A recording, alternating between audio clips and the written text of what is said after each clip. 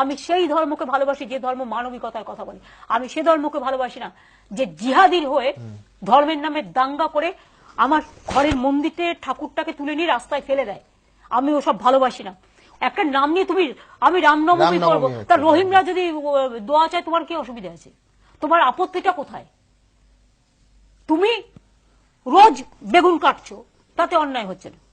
তুমি রোজ লাউ কাটছো, খাচ্ছ আরাম করে, কোনো অন্যায় হচ্ছে না। কেউ যদি তুমি রোজ মুরগি কেটে খাচ্ছ, কোনো অন্যায় হচ্ছে না। হাঁস কেটে খাচ্ছ, অন্যায় হচ্ছে না। ছাগল কেটে খাচ্ছ, অন্যায় হচ্ছে না।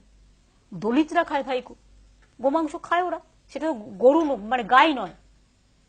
দলিতরা, শিডিউল কাস্ট শিডিউল ট্রাইব ভাই বোনেরা খায়, আমার খ্রিস্টানরা খায়, অনেক হিন্দুরাও খায়। কার কার আমরা বলি আপরুচি খাওয়া, পররুচি পড়া। তুমি কে এসব ঠিক করে দেবে?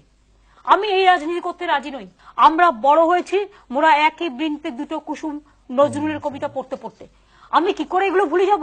রামকৃষ্ণ পরমহংসদেবের সর্বধর্ম সমন্বয়, স্বামী বিবেকানন্দের যে নিজেকে দুর্বল ভাবলে দুর্বল হবে, শক্তিশালী হলে শক্তিশালী ভাবলে শক্তিশালী হবে। সাহসী মানুষ দরকার এই পৃথিবীতে, যে সাহস নিয়ে কথা বলে, সাহসীরাই জয়লাভ করে। যত মত তত পথ, যত মত তত পথ। এর থেকে বড় কথা কি আছে? আর সেখানে কয়েকটা লোক এসে যা ইচ্ছে বলে যাচ্ছে। হিন্দুরা নাকি বাংলায় খুব দুঃখে আছে। কোথা থেকে দুঃখে এলো? কোন মানুষ তো হিন্দুরা দুঃখে নেই।